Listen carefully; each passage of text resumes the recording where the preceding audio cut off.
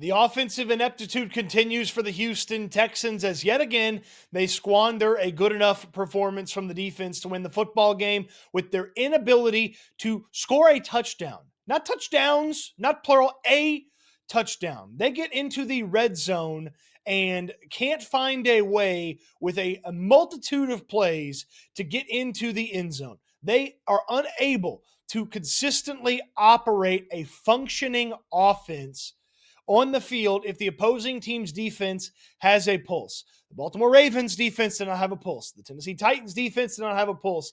The San Francisco 49ers defense did not have a pulse. They won those football games. All the other defenses, they had pulses. They made adjustments. They played their style of defense, and they stopped the Houston Texans from putting up enough points to win the football game. Denver being the latest team to do that. Although it would be weird of me to give Denver a ton of credit for what occurred in the red zone when the Texans ran that slop out there in the red zone. Let's go through the first red zone appearance. Now, this will be a much larger conversation about where the offensive ineptitude is, but let's start with the red zone because if you turn one of those field goals into a touchdown, you might have beat the Denver Broncos. So the first red zone appearance for the Texans is just mind-bogglingly bad. They get down to the 1 yard line. They get to the 1 yard line and they run the ball with Nick Chubb. He gets stuffed. They run the ball with British Brooks. He gets stuffed. They run the ball again with British Brooks from the fullback spot. He gets stuffed. This week, D'Amico Ryans heaped a tremendous amount of praise on the Denver Broncos front seven, specifically their pass rush, but he talked about how they have an excellent defensive front. They're 3 interior guys. They're 2 edge rushers. They'll put a 5-man front out there, and they will punch you in the freaking mouth. So I don't know why Nick Caley, in his infinite wisdom, decided to run the football 3 times right into the teeth of the Denver Broncos defense. And then his idea after that didn't work was to QB sneak CJ Stroud on 4th down. And thank God Ariante Ursary false started, even though the play wasn't going to his side of the line, because if he hadn't, Stroud wouldn't have got in on 4th down, and they'd have come up with another 0 after Kaimi Fairbairn missed a field goal on their opening drive, which, by the way, was the only time they converted a 3rd down conversion in this freaking football game. That's right. They converted 3 on the opening drive, and they didn't convert a 3rd down for the rest of the football game. After 3 3rd down conversions, they then had 14 straight failures to convert a 3rd down for a 1st down or a score. That was awful. And I don't know why Nick Caley, after all of the issues against the Seattle Seahawks in short yardage situations, after all of the issues against the Tampa Bay Buccaneers in short yardage situations, I don't know why he believed that Nick Chubb, British Brooks, and a QB sneak would get the Texans into the end zone. I have no clue why he believed that this offensive line, that while they've had a moment here or there, is not equipped to blow the opponent off of the football. They've showcased that numerous times in short yardage situations up to this point. I have no idea why he and D'Amico Ryans by proxy allowed the play calls to be, well, let's trust the 5 guys, 6 guys, whatever up front to blow one of the best defensive fronts in football off the line of scrimmage to get the 1 yard. They got there by throwing the football. Okay, they got into the red zone by throwing the football. Yeah, CJ Stroud's scramble set him up on the 1. And my goodness, doesn't he wish he got into the end zone, because the offensive ineptitude forced them to settle for a field goal. And then the next time Stroud was out there, he got the bell rung on what probably was a late hit on a quarterback in a late slide situation. More often than not, I've seen that end up in a flag. They threw the flag, picked up the flag after replay assistance. I don't know what's allowed on replay assistance and what's not allowed on replay assistance. It seems to change each and every week. But then, by the mercy and grace of the good Lord Savior Jesus Christ, they found themselves in the red zone yet again. Thanks to Davis Mills coming in, dropping one in the bucket to Nico Collins, hitting Collins on another play. And when Nico Collins didn't get into the end zone, I thought to myself, oh God, it's going to happen again. And sure enough, it happened again because they thought they were closer than they were, hurried up, ran a quarterback sneak from 2 yards out with Davis Mills. Incredibly dumb play call. The next play was a pop pass to Nico Collins, hoping that Nico Collins would find a way to get in the end zone and turn the corner around the edge of the opposing defense. He didn't. It didn't matter because Xavier Hutchinson held on the play and moved them back 10 yards. And I thought, okay, well, with second and third down to work with and a little bit more space, maybe they'll throw the football. Wrong, Cody. They ran the football with Woody Marks right up the middle. Guess what happened? Woody got hurt, and they got 1 yard. So what'd they do on the next one? Well, they didn't get in the end zone, okay? And they kicked another field goal. The offensive ineptitude is wild. Watch across the National Football League. It is not that hard to play offense at the NFL level, even with backup quarterbacks. And I know C.J. Stroud went out in this game, and we can have the conversation about would they have won if C.J. played? Sure. I don't know if they would have. I suspect they could have. They certainly would have looked better than if Davis Mills was in there, but we don't care about that conversation because that's not reality, and that's not what happened. What happened was their backup quarterback went in there, and the offensive coordinator did not make it easy for him to operate. The offensive coordinator did not give him the adjustments necessary to be able to move the football on a consistent basis. And then when he was in control of it, we talk about what the quarterback's in control of a lot of times, Davis Mills didn't get it done. And this is a guy they've invested in twice to remain the backup for C.J. Stroud. And when he came in, he was not ready for the opportunity. He was throwing the ball high. He was making quick decisions short of the sticks. He was making questionable decisions with the football. And again, I don't believe Nick Caley did a very good job setting Davis Mills up for success because you watch Sean Payton, and Sean Payton and his team are bashing their heads against the wall that is the Houston Texans defense. They've barely been able to get things going on a consistent basis, and Bo Nix is scrambling and making wild-ass throws that he has no chance to complete. But then Sean Payton settled him down. He got players out in space, and they went and made plays because they trust their playmakers. And then, like manna from heaven for Bo Nix and the offense of the Denver Broncos, they got their dynamic pass-catching rookie running back out there on a linebacker in Henry Toto, who's not a good coverage linebacker. And that player scored a touchdown.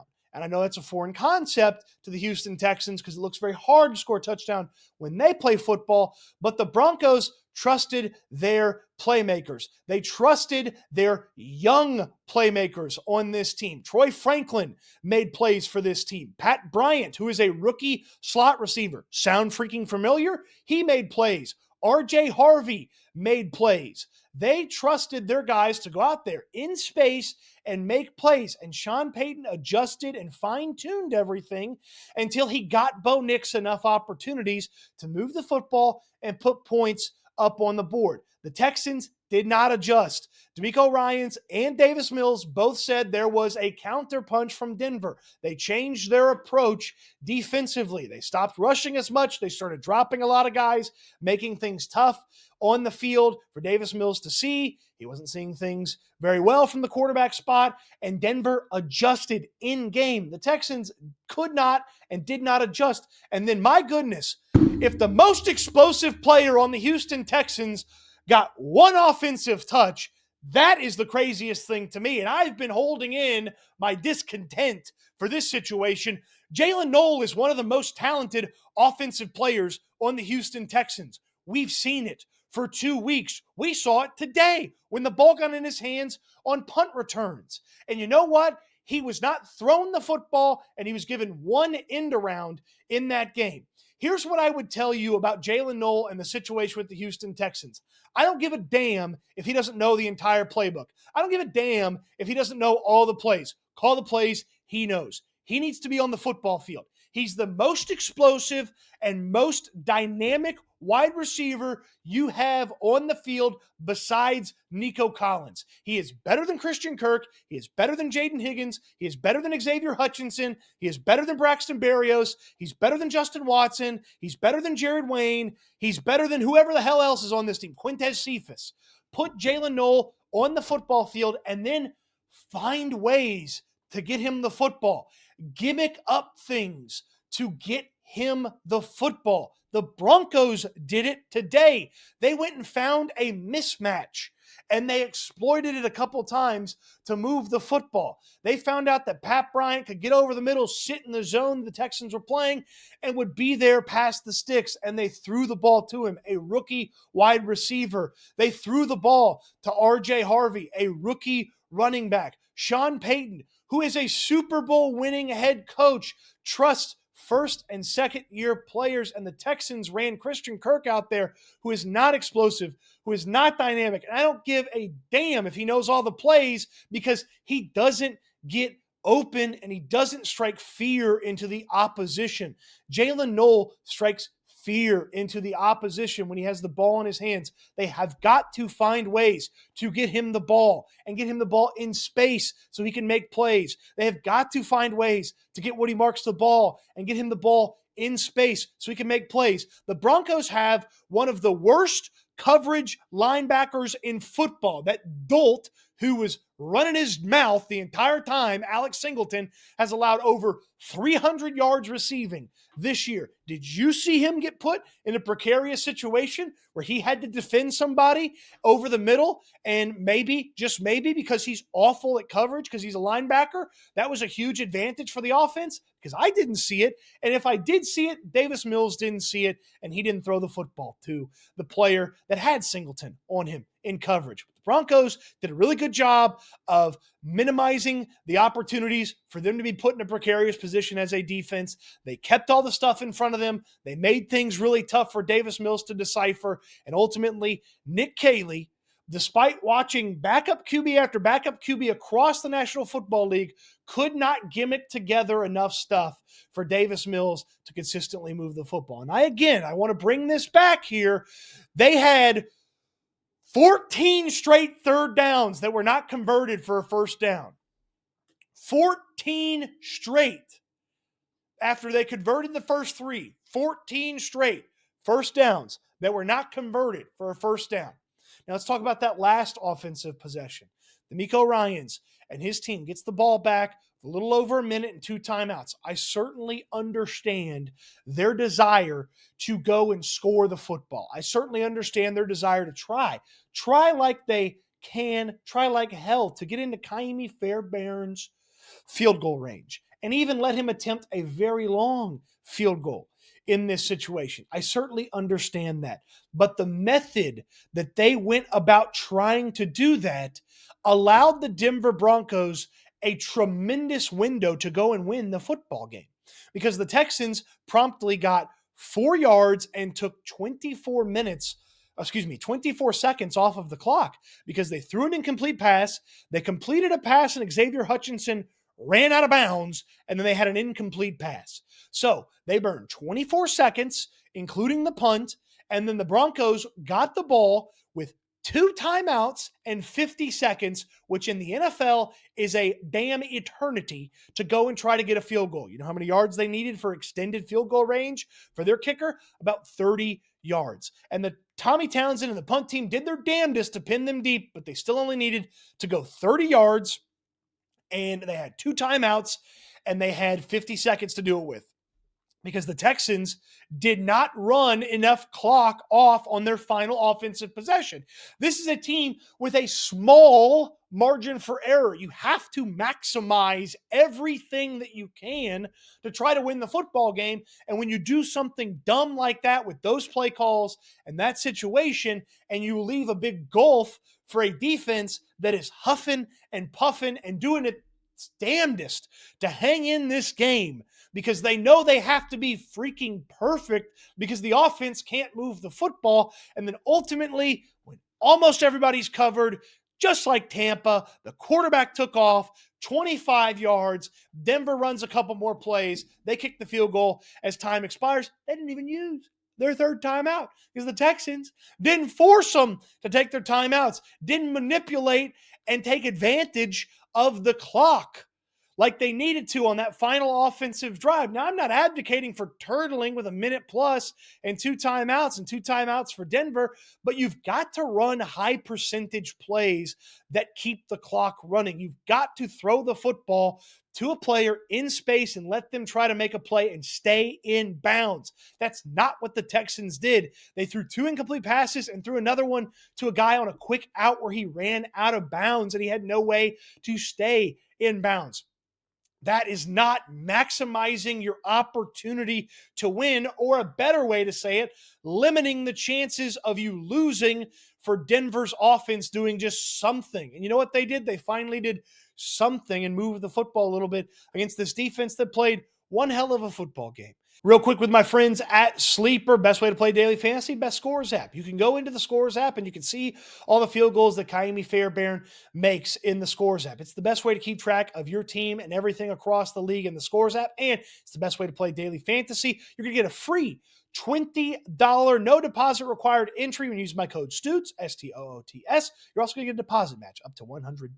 Terms and conditions do apply. Check out Sleeper's terms and conditions, but you get that free bonus entry of $20, no deposit required, and you still get the deposit match up to $100 using my code STOOTS, STOOTS, STOOTS. Sleeper, the best in the business when it comes to a Scores app, and specifically daily fantasy, where you can go less than on all the Texans' offensive situations and probably win next week.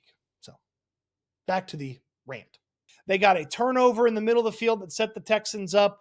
That in the middle of the field, the special teams got a turnover on a muffed punt from the opponent, or from whatever the guy's name is. Used to be on the Chargers, Bantley, whatever his name is.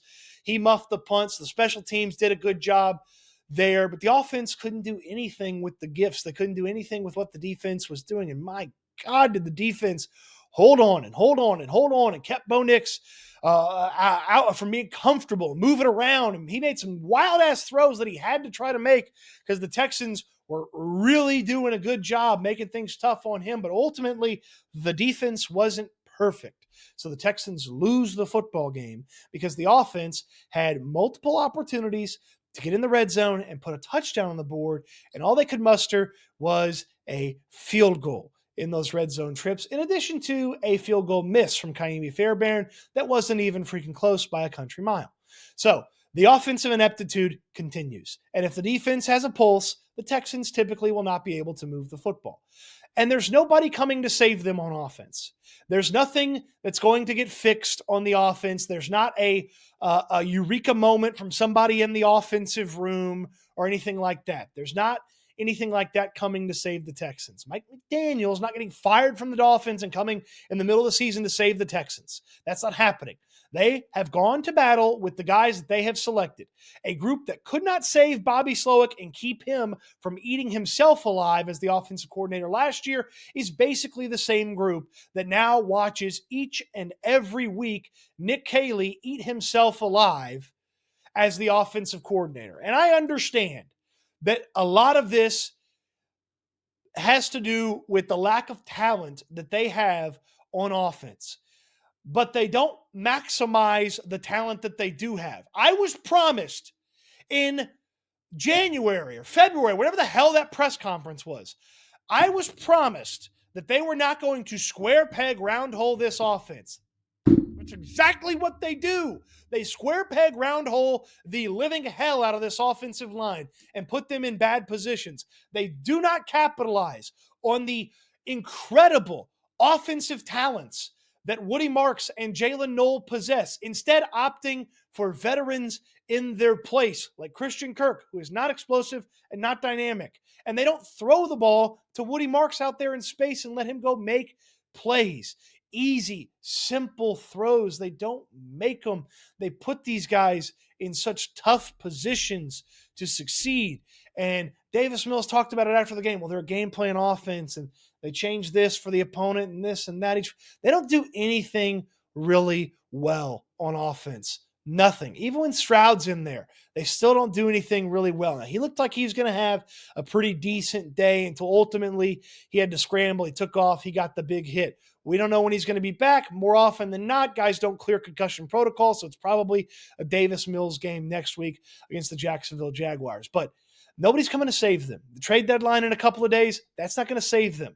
They can't trade for enough guys to make this offense capable on a consistent basis. They can't trade for enough guys to make them be able to move the football on a consistent basis. They can't trade for enough guys to turn them into a below average red zone team. Because if they were just below average in the red zone, they might be able to win this football game against the Denver Broncos. But no, they're putrid in the red zone. They are incapable of scoring a touchdown in the red zone. And I don't know that a change at offensive coordinator would drastically change this. How much can you change it? Maybe you could just continue to further simplify this thing, and maybe that would work. But I don't know. They seem ready to ride with the guys that they have on offense in the offensive room. But this offense gives you no hope against any defense that walks in here with a pulse. Well, I have some bad news. There's a lot of defenses left on the schedule that seem to have a pulse. Okay, the Jacksonville Jaguars got a little bit of a pulse on defense. That's going to be tough next week. Tennessee Titans, probably no pulse. Probably a victory. After that, Buffalo Bills, pulse. That's going to be tough. Matchup against the Colts twice, tough. Going to be tough. Matchup against the Kansas City Chiefs, that's going to be tough. There's pulses on those defenses.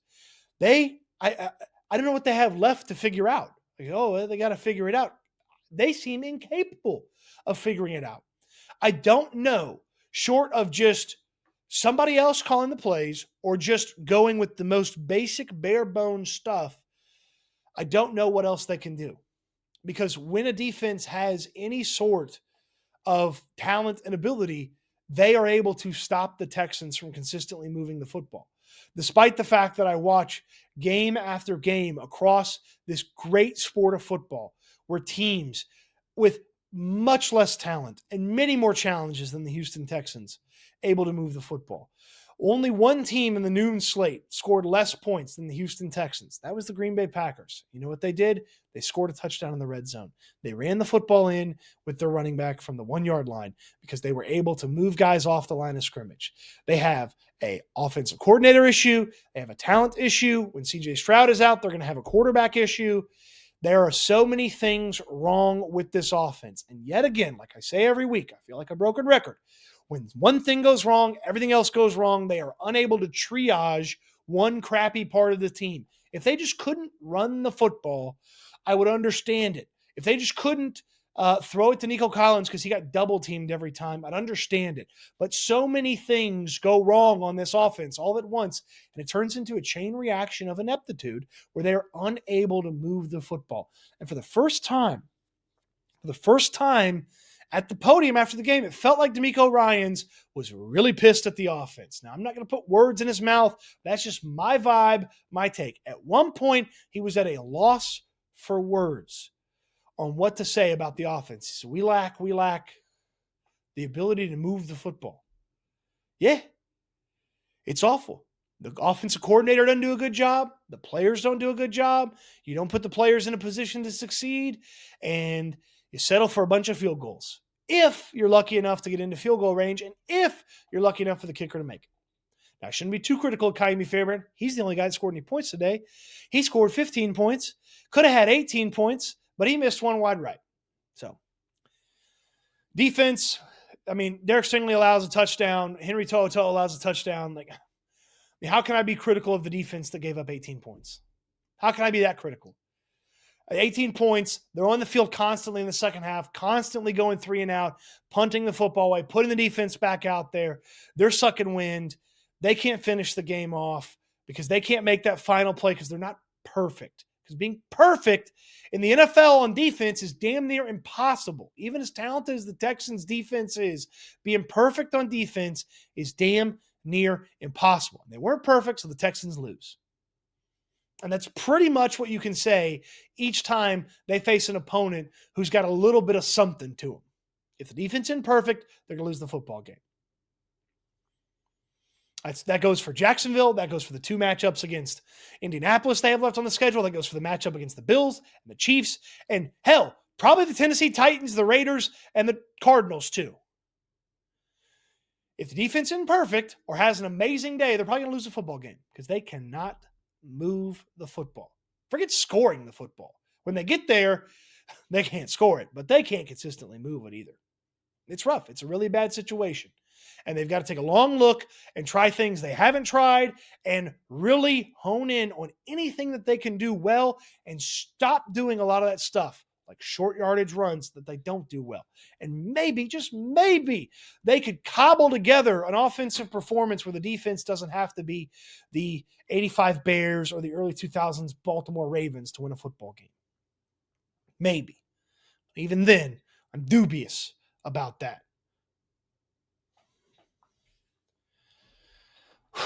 Jacksonville's up next. Not going to be easy. If CJ Stroud plays, definitely not going to be easy if Davis Mills plays. Got to win it. And then got to beat the Tennessee Titans, get to 5-5, and just hope and pray you can figure something out. But it feels like they've started to throw everything against the wall, and it ain't working. And if they haven't started throwing everything against the wall, start throwing it against the wall and see what sticks. Because what you're doing right now, it ain't working. It ain't working. Appreciate you for watching the video.